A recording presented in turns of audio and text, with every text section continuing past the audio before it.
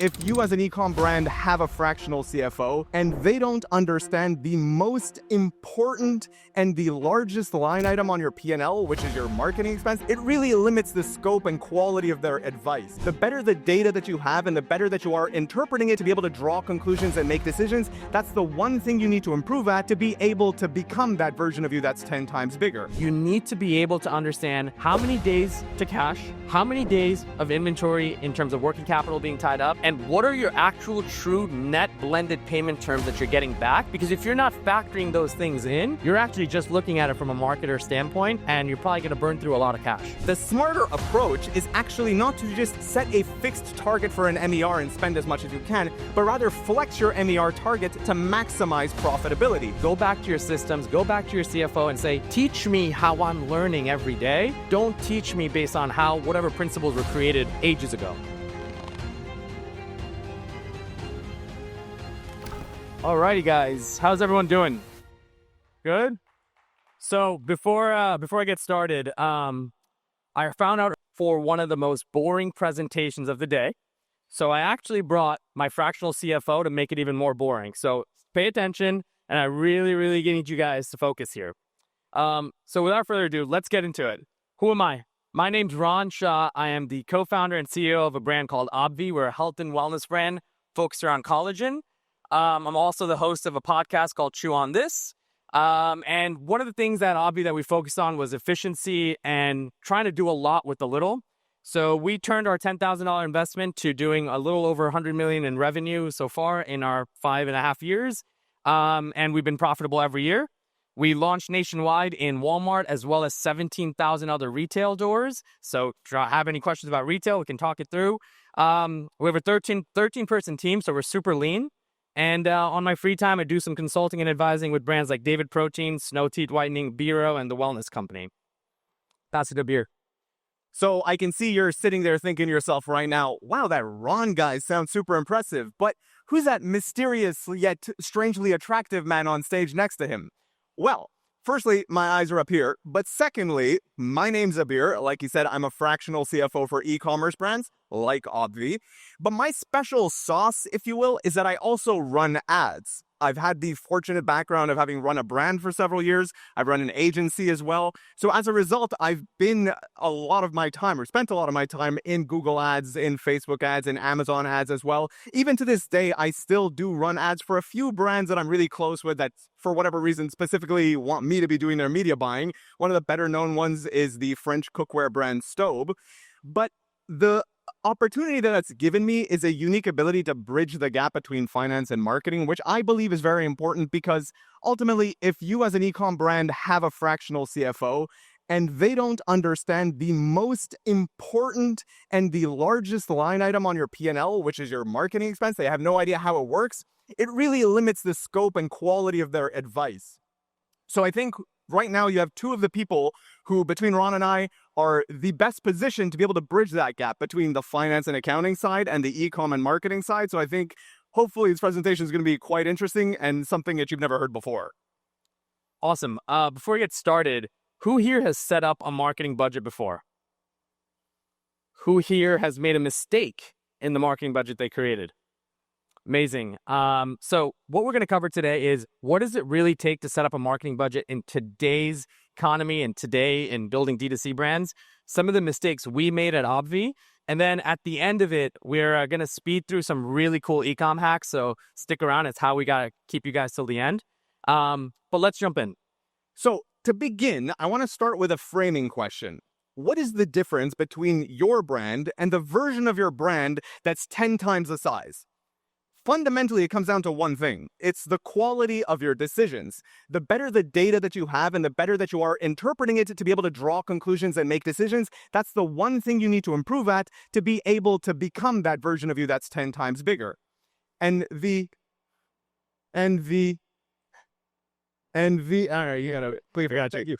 hardest decision of all is how much should you be spending on your marketing and how exactly should you be deploying that marketing spend?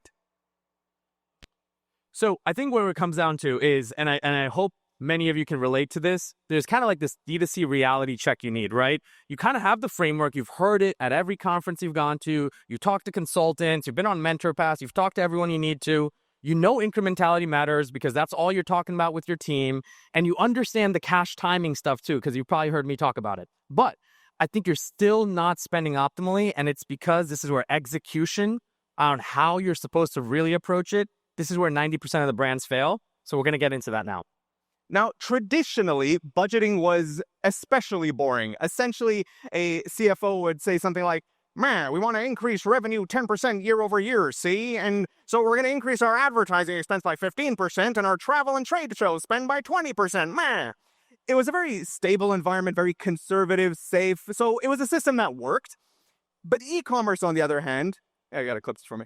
E-commerce is like glorious chaos. You've got algorithm swings from day to day. Ad accounts can get banned. A TikTok can go viral. You can triple your ad spend in a few clicks, and you can go from spending $50K a day to the next day spending $3K a day. That kind of chaos means you need to take a very different approach to budgeting, something that didn't work in the traditional world.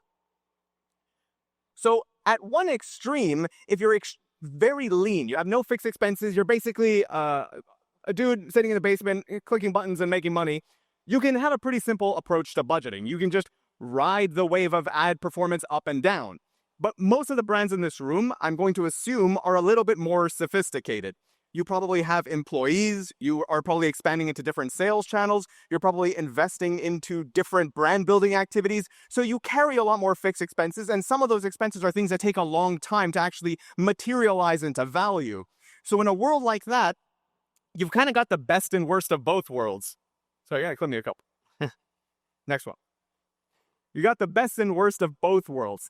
Essentially, you can enjoy the benefits of a very quick rise into the heavens because your ad performance is doing well, but you also have the downside when that comes crashing down that you still got bills to pay because you have so many fixed expenses. And I think this is where the reality check came in, right? When we started off, we were spending a lot on Meta. It's the only channel we were spending on.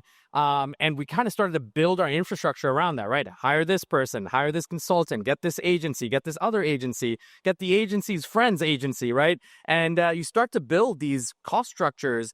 And, the minute you have Meta start to decline, that's where it's like, wait, I need to start getting rid of these things. I need to fire this agency. I need to get rid of this consultant. And this is the classic scale dilemma. It's everything everyone here has faced at some point.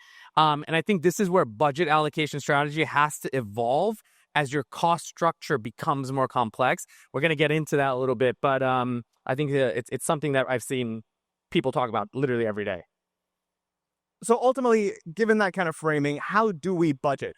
Now, it's a very complex topic, and when I tackle a complex topic, I like to build it in terms of layers of complexity.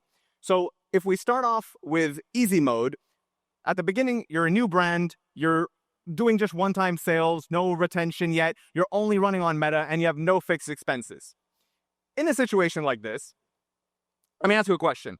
How many of you determine your marketing budgets by just setting an MER target? So as long as we're at a 4x MER, spend as much as you can. Okay, it's a pretty common approach that a lot of brands use. So that's what we're going to call stage one, budgeting from using your MER.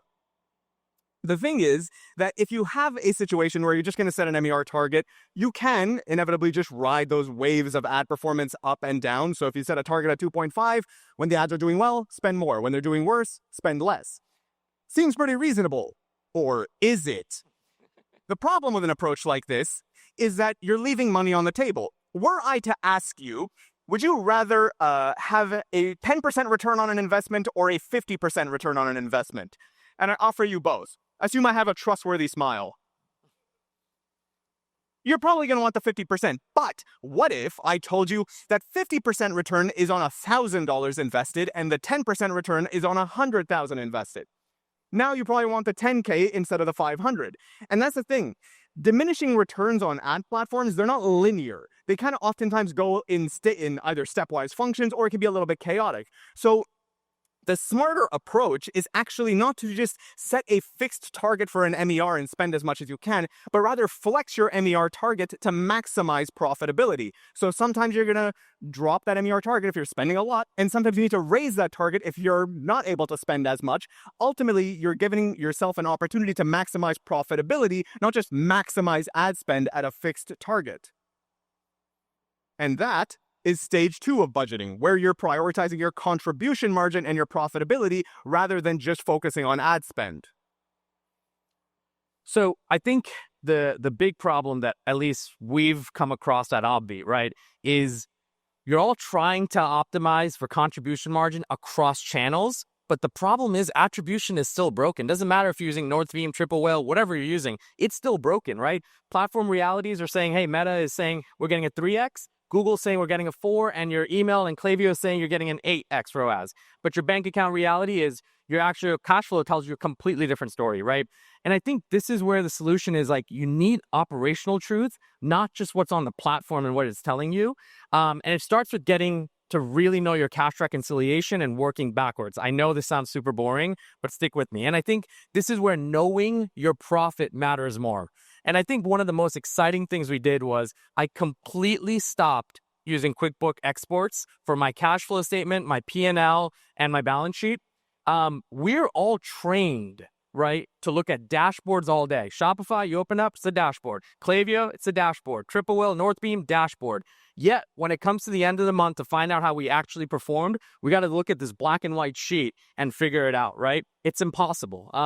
So what we actually use with the help of Upcounting and what they built is they actually go and look at it from a standpoint of if you're evaluating your numbers all day through dashboards, your P&L should 100% also be a dashboard. So our entire P&L, our cash reconciliation, our balance sheet, everything happens on a dashboard level. I know my top 10 expenses as much as I know my profit by month, as much as I know who owes me money and where money is about to go out. My new versus returning customers, all on a dashboard, literally getting updated. My DTC contribution margin, literally by month, by week, by day, right? The point of why I'm showing you this is we have to go and also look at our systems and say, hey, I'm learning this way. I'm not going to stop executing another way when it comes to my P&L or understanding my statements, right? So again, even our cash reconciliation, this is a cash flow statement, right? A cash flow statement, when you read it, doesn't really tell this story because it's a bunch of black and white numbers on a Times New Roman font. This is much better because now I know exactly what we need to go and fix heading into Q4 if we need to fix anything at all. But I also know right in there, I have days payable outstanding about 154 days on average, right? So this is where I need, okay, cool. I really need to make sure whatever promo I'm going to work on is going to generate cash more than it's going to generate profit. And so you start to learn differently, right? So I think the point of this is force yourselves to go back to your systems, go back to your CFO and say, teach me how I'm learning every day. Don't teach me based on how whatever principles were created ages ago. All right, so we've established the importance of profitability and contribution margin. So now let's make it a little bit more complex. Keep adding those layers. Let's say you have a target to be able to generate $50,000 of contribution margin in a particular month to cover your fixed expenses and generate enough profit to live your life, pay for your Lambo or G-Wagon if you're a family man. And because now your brand is getting a little bit more popular, people are liking your products, you're getting repeat purchases. So people come in the subsequent months and they buy a little bit more. And that pattern repeats. That pattern repeats every month. So every month you acquire customers and the ones from previous months are still purchasing. Now that is going to start to create a stacking effect where all of a sudden, because of the new customer contribution margin and your returning customer contribution margin, you're actually making way more than just the $50,000 per month. The thing is, that sort of reality doesn't often happen because when you get too profitable, it attracts attention. You're going to get more competitors, ad costs are going to rise, and when they say the house always wins, in this case, the house is the ad platforms. So oftentimes what happens in a situation when you're in a niche that has high LTV, you're going to have to acquire customers a lot less profitably. In some cases, you may even have to acquire them at a negative contribution margin. Now, this will make your budgeting a lot more complex because now you're losing money at the beginning and you're going to make it later. At this point, we're at stage 3, where you're going to be budgeting using your LTV to CAC ratio. What that means is looking at the lifetime value or profit that you're getting from every customer you're acquiring and comparing that to how much it costs to acquire them. One question I think everyone is always is like, what can I do to bring my CAC down, right? You talk about, oh, I could do different ads. Maybe I need to be testing 50 ads a week instead of 10 ads a week. Or maybe you can build a new landing page or do some CRO, right? Maybe 2 or 3 things that are really in your control, right? You really can't go and change the algorithm. Whereas if you look at what you can do from an LTV optimization, right? You can look into your email flows, your loyalty programs, subscription models. From an AOV optimization, you can look at bundles, upsells, cross-sells to increase order value. From your customer experience, right, you can go and make sure that the quality is better, the product satisfaction is there, the reducing churn rates. Maybe you start a phone number so that people can call in. Maybe you can have a really good exchange policy. The point here is there's so many more initiatives that are in your control to increase LTV than the initiatives that are in your control to decrease CAC. The other piece is unit economics over channel economics. I think I've had like so many conversations just in the last couple of days where I still see people talking a lot about their channel economics. The point here is, and I think this visual is super important, right? When you look at the left, right, the different platforms telling you a certain type of ROAS, right?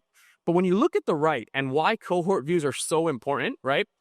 Look at the model here. You have January customers who gave you a $127 LTV, a February customer cohort of an $89 LTV, and a March cohort of $156 LTV. These are live scenarios, okay?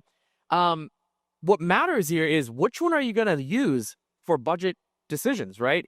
Cohort performance actually tells you about your customer quality, your channel performance, and what to actually do further with that channel. Whereas a lot of us are looking at the traditional view and saying, all right, here's how we're going to spend more or less.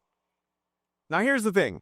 When payroll time comes around, you can't pay your employees with LTV. At the end of the day, what matters is cash flow. And that's the next wrinkle that we need to add to this. If you have 2 brands, say brand A has a $900 LTV, but it takes 12 months to recoup that. And brand B has also a $900 LTV, but they recoup it in 1 month. Brand B is going to recoup their cash flow faster, which means they can redeploy their cash faster, which means the cycle spins faster, which means they can scale harder. So thinking about your cash flow when you're making these sorts of decisions is extremely important. There's 3 numbers you guys see up here, right? 30 days to cash, 45 days of inventory on hand, that's tying up working capital, and then 15-day average payment terms of delay in receiving customer payments, okay? The reason I'm showing you these 3 numbers is these are numbers that we're all thinking about all day, every day, okay? And what that truly does to operational reality is that it means your effective budget capacity is often 20 to 30% lower than pure LTV calculation, right? Because there are these factors to consider. And so I think the other piece here is it's really important as whether you're a marketer, operator, founder, investor, whatever it is that's related to your brand, you need to be able to understand how many days to cash, how many days of inventory in terms of working capital being tied up, and what are your actual true net blended payment terms that you're getting back. Because if you're not factoring those things in, you're actually just looking at it from a marketer standpoint, and you're probably going to burn through a lot of cash. Now, all right, we've covered a lot so far. We've talked about budgeting with your MER, then talking about your contribution margin profitability. Then we talked about LTV to CAC ratios, and then we incorporated cash flow. But all of this has all just been considering that we're marketing on a single channel. Now, how many of you are spending on more than one marketing channel? Probably all of you, that's what I'd guess, which means we're now at stage 4, which is considering incrementality. How do I get the most revenue bang for my marketing buck? Or to put it differently, what is the way to know the actual impact of a particular marketing initiative, spend, or configuration of deployed dollars? So the way I like to talk about it, it's probably unnecessary, but I just enjoy talking about this, is a little thought experiment. Let's say we had 2 parallel universes. They're identical in every way. Your brand's in both. It's the same. You have the same customers and the same competitors. But the only difference is that in one universe, you decided to spend $50K on a Pinterest campaign. And then let's say you waited an infinite amount of time and measured the amount of increase in revenue in universe B versus universe A. That would be the incremental impact of that Pinterest campaign. If you made $10,000 more dollars, not very profitable. If you made $400,000 more dollars, then it is profitable. That's ultimately the question that we're trying to get at with incrementality. The thing is, I don't have the ability to manipulate the fabric of space-time, though if I did, I would use it to run incrementality tests. But in the real world, our next best option are things like media mix modeling and holdout tests. To get into some of the incrementality testing, I'm sure you guys have heard a lot of the stuff that's already on the presentation, but when you get into a little bit of it, it's how you're actually planning it, right?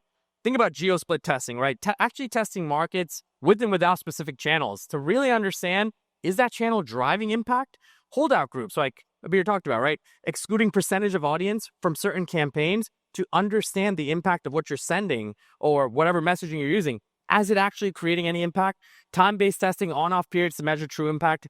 We did this a lot with AppLovin too, right? Where when it first came in, it was showing a really, really good return. And then we said, all right, well, let's turn it off.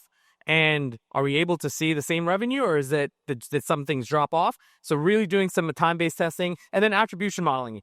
Trusting the platform that you're using to understand how things are attributed is also a great way to use their models to understand what is bringing incrementality, right? So I think just even simple incrementality tests, I think a lot of people talk about it. I don't actually see enough brands doing this on an active basis. Some people say, yeah, I've done it. I've done it a couple of times. You have to be doing it constantly. The Obvi case study here, pretty. I think it's this picture that's been painted so many times.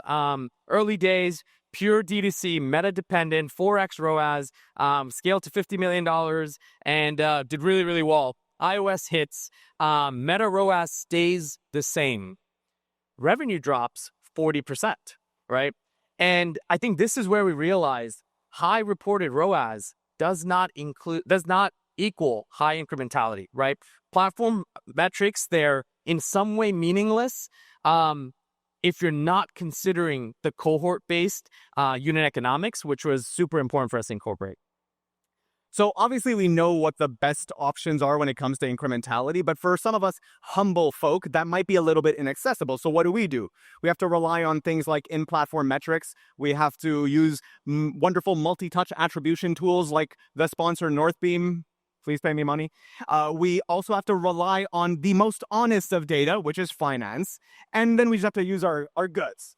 So when we're thinking about incrementality, I often bring up this concept of an incrementality coefficient. This is the gap between what your platform is reporting and what you're actually experiencing in terms of an incremental impact. So say you take a platform like TikTok, you have two issues there. Part of it is that they have pretty poor attribution, so there's a lot of attribution loss. The other part of it is that a lot of people who see the videos on TikTok will just go and purchase from Amazon. If you as a brand run Amazon as well, you see how much of that halo effect exists and how all of a sudden the sales on Amazon will go up when you start pumping a lot more money into Meta or TikTok. So that's the incrementality coefficient that we're going to think about. But I'll give you a few examples just to kind of make that a little less theoretical based on how I often see these platforms perform. So we'll create a table here. Let's say we have non-branded Google shopping. Pretty good attribution, fairly straightforward customer journey. It reports a 4x. I'm going to say it has a coefficient of a 1, which means it has an iROAS or incremental ROAS of a 4x. Then we look at non-branded Amazon. Now, Amazon's interesting because it has this unique mechanic where the more that you spend and the better your performance on a non-branded keyword from a paid ads perspective, the better your organic rank. So you have a very direct halo effect. So there, I might be reporting a 3x, but I'm going to give that a coefficient of 1.5 and call that an iROAS of 4.5. Next, I'm going to have Google branded search. One of the most useless campaigns there is, so you're going to get a reported 8x, but I know that that's really just cannibalizing organic clicks. It's not actually that valuable, so I'm going to give it a coefficient of 0.2 and an iROAS of a 2x. Then I have meta ads. This is a little bit higher up in the funnel. It's how you're really generating a lot of the demand. So say I'm running it at a one-day click because I want to make the algorithm work a little bit harder. I might report a 2x, but I'm going to give it a coefficient of 3, and that's giving me an iROAS of 6. And then on top of that, you might have other channels like influencer or events where you're not even getting a reported ROAS, but you know that there is an actual return on the investment that you have there. Now, if you're able to build out a table like this for yourself, and oftentimes running those holdout tests and doing things like that can kind of give you a little bit of an idea of what the coefficient should be. Again, you might have to incorporate a little bit of your gut and an understanding of how these channels work. But when you have a table like this, the approach that makes the most sense, generally, will be to maximize your spend in whichever channel has the highest ROAS until you start to hit diminishing returns. So Abir talked a lot about different channels. I'm showing you guys the framework we use just for Meta. So the way we do our budget allocation is it's a 50-30-20 break. 50% goes into proven performers. This is where, channels with obviously 6+ months of data, predictable ROAS and incrementality testing has been done. That's where 50% of budget goes. 30% goes into scaling experiments. So this is where, you're expanding on the proven channels or the proven ads or different campaign types. And then 20% goes into future bets. So completely new channels. So this is outside of Meta, right? Where we're like, hey, we really want to test AppLovin or Pinterest or TikTok, whatever it may be. This ensures that our current performance will be able to fuel taking the different bets and different scaling environments. So this framework has been really helpful for us over the last 5.5 years. All right, so we know that we need to be able to invest in these channels to be able to kind of get the value and prioritize wherever we're getting the most incrementality. But again, we mustn't forget time. We have to consider the impact of the payback period that these channels have so that we consider our cash flow. So let's say, for example, we have the opportunities to spend in something like Google, non-branded shopping, Meta, and influencer. Each one of these channels will have a different amount of time that they take to be able to recoup the value. So Google, you might recoup that value pretty quickly, mostly within the first few days, maybe up to 30 days. Meta, oftentimes it takes a little bit longer because you're going out higher up in the funnel. And influencers even higher up in the funnel, so you might see an even longer time to recoup that value, even if the total value is a lot higher. So why is this important? Well, when you think about the channels in this particular way, then you can essentially create a matrix where you compare the incrementality of a channel to the speed to recoup the value. What that means is that depending on your cash flow situation, you may make different decisions about how you want to deploy your spend. So let's say you're a bootstrap brand and you're not sitting on a ton of cash. You may decide to prioritize channels that are a little less incremental in overall, but that recoup value a little bit faster. On the other hand, if you have funding or you start off in that quadrant and then over time you build up a little bit of cash reserves, you might then be able to afford in those channels that are actually a lot more impactful. It just takes a much longer time to recoup the value, but that value is much higher. Knowing where you land from a cash reserve and a cash flow perspective can help you decide how you want to navigate this matrix to decide where to actually deploy your spend. And the working capital reality, and I think, again, this is the reality that we face. Option A, you have 4x ROAS on a 30-day payback, giving you $400K in revenue and a fast cash cycle. The other option is you'll get a 6x ROAS on a 120-day payback. Remember, I told you guys those 3 numbers you need to really know for your brand, no matter what size you are. Knowing the payback is super important because in this scenario, a lot of people will be like, you know what? I'm going to take the 6x ROAS, make $600K, a lot more revenue. But in a cash-constrained environment like we are today, right? Option A wins almost every single time. All right, so we've added a lot of complexity. We added in incrementality. We added in the speed to value. But wait, there's more.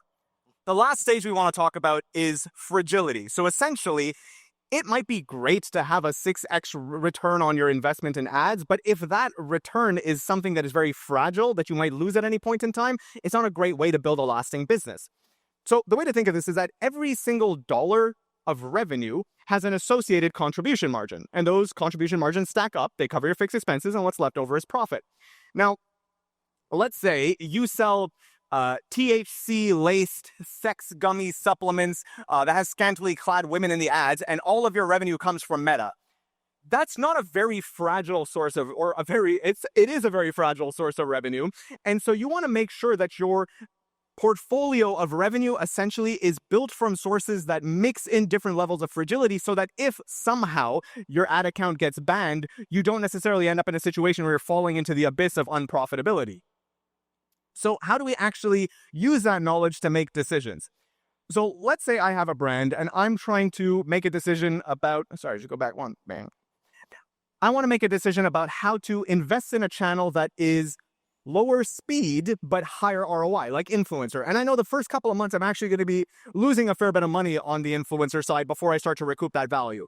So I'll look at my portfolio of contribution margin from other sources. I've got Google, not a very high amount is search volume based, but it's consistent and reliable. I've got returning customer contribution margin, pretty reliable. I have the email list, and it stacks over time as I acquire customers.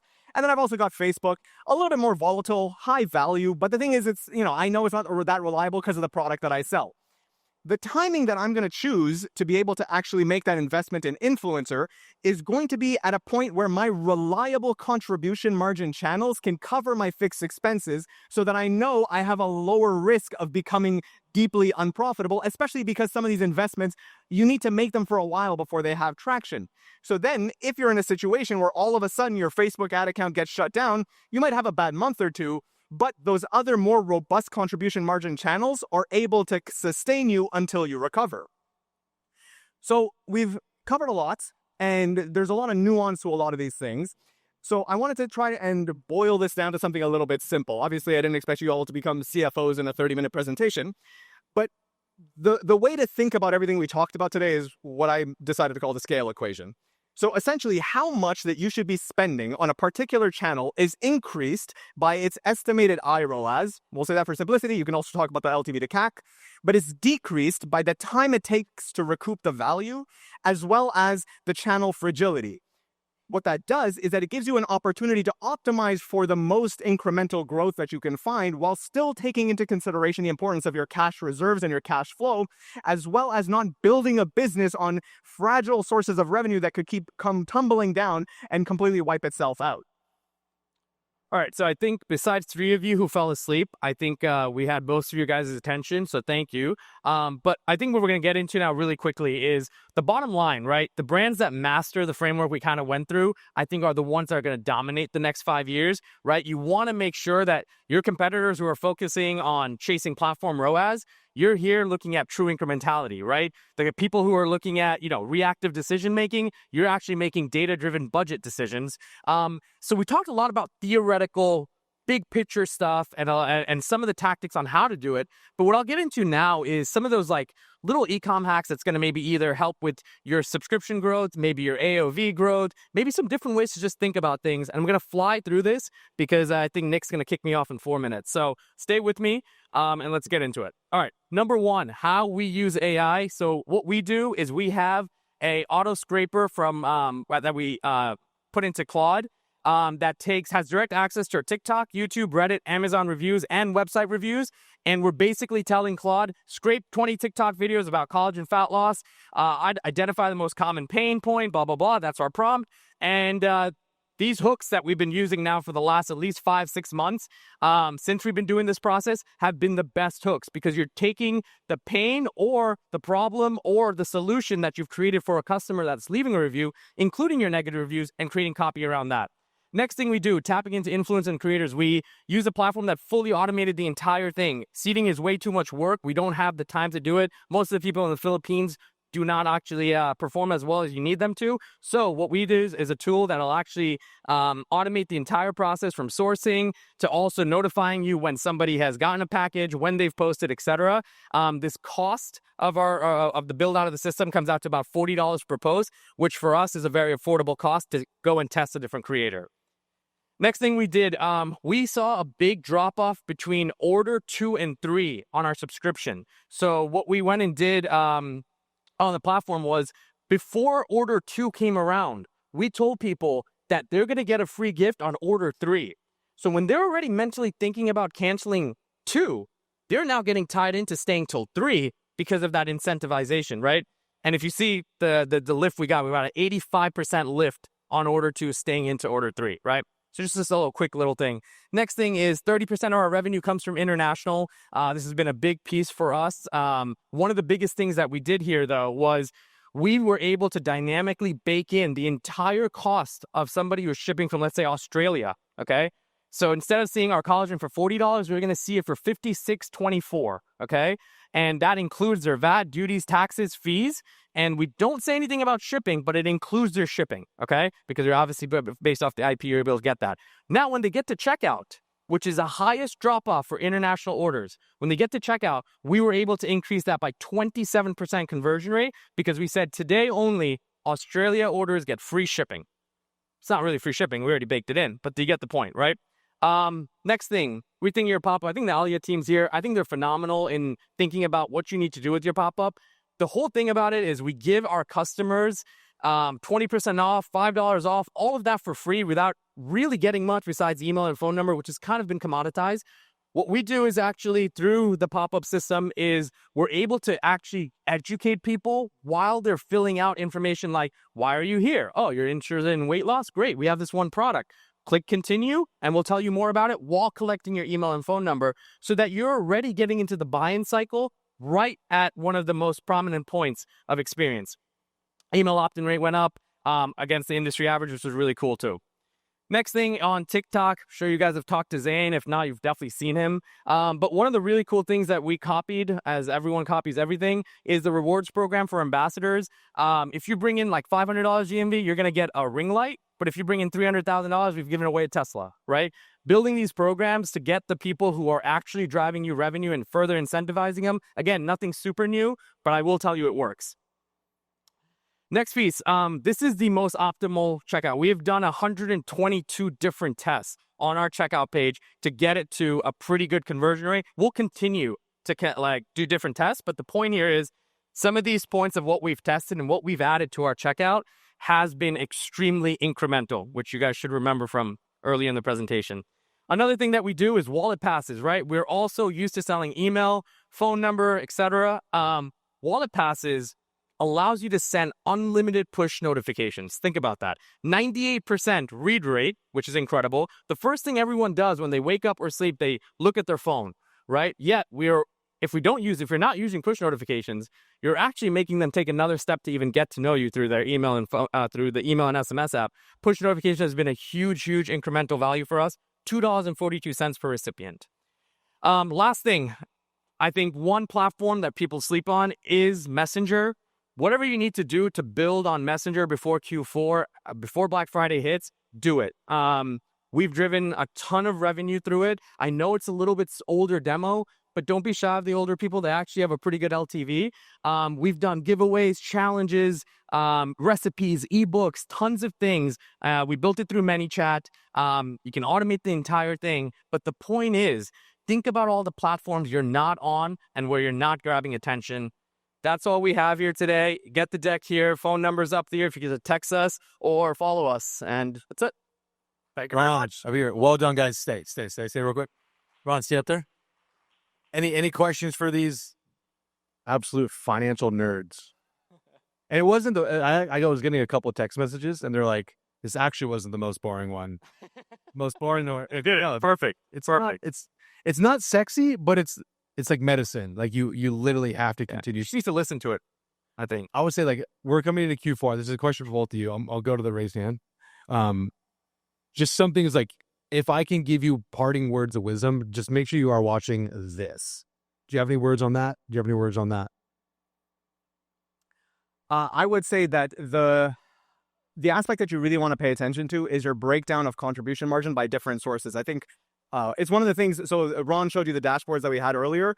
A lot of those metrics are things that I personally built out for our company and for brands like Obvi because I used to run a brand. So I don't necessarily just think in terms of that P&L type of structure. It's more about bringing in e-commerce data, Facebook, Google, TikTok, whatever, to build the metrics that matter a lot more. And the one that I find my personal favorite is having the breakdowns of contribution margins from the various channels, your new customer contribution margin versus your returning customer. So having that sort of breakdown, I think, adds a lot more color to your decision making versus just looking at profit overall. It's just not enough detail. The only thing I would say is, if you're spending $5,000 a day on ads, you should be running at least 2 to 3 A/B tests on your site. If you're spending $10K, you should be running at least 3 to 5 A/B tests on your site. If you're spending, you get the point. I think A/B testing is getting to a point where we know that's the one thing we can control, right? We talked about LTV expansion, etc. Try to do the things you can control. Stop worrying about how Meta is performing today. You have to worry, but it's not in your control. So this is actually a text I was going to send you after this event. Once I saw you, we have Q4 coming up right now, and we are, for our brand, we're in like that. we're like healthy, better for you sort of situation, maybe we don't even participate in Q4. Maybe we just kind of run something as is, keep margin, and then get ready for new year, new me. Have you guys thought through that, especially because you're a health and supplement brand as well? Yeah, I think we've thought about it, and from the point of like actually doing the modeling of how much incremental profit are you really adding by running a sale, right? Yes, you're going to drive top line revenue, which is nice. You're going to move some inventory, but if you actually just plan that and reverse that planning and said, hey, I'm selling more. I have to sell more inventory because I bought more inventory. What if you didn't have to, right? And you preserve cash flow and you're able to stay at really good margins, but still just get a bump in sales because buyer behavior is up. I think it's really important to model that. We've modeled it a few times, and I think there is truth to saying, hey, I may make a little bit more, I'm a little bit less revenue, but my incremental profit is great. Why not go with that? No, I think that's an excellent way to be thinking about it. Funnily enough, a lot of the sections of this presentation, I actually was inspiration that I took from working with you guys at Breeze.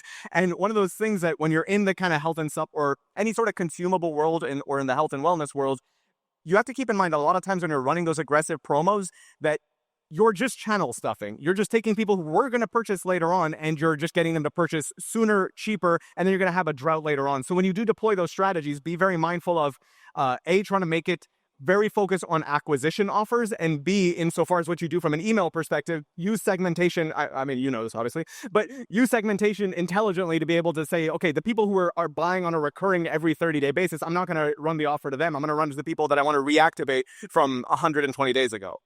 Appreciate you. Question right here. All right. My name is Amy Edelman. I actually just started working at Breeze with Nick, and I have a lot of background in these spaces, and I've often built budgets with the incrementality coefficient that you're talking about.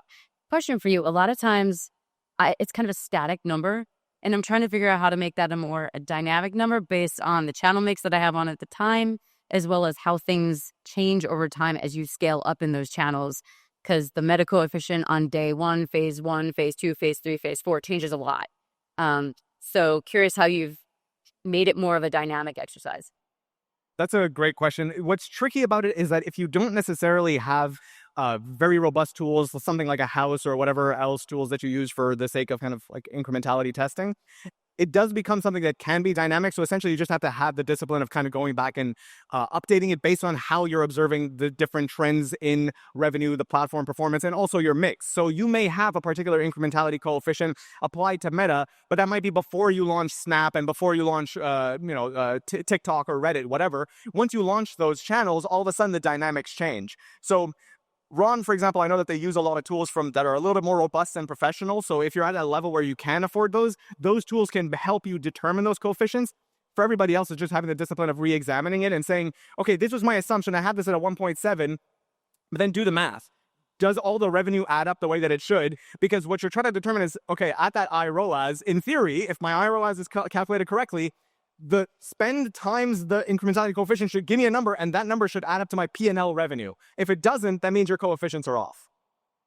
Beautiful. Ron, Abir, thank you, gentlemen. Thank you guys. Very well.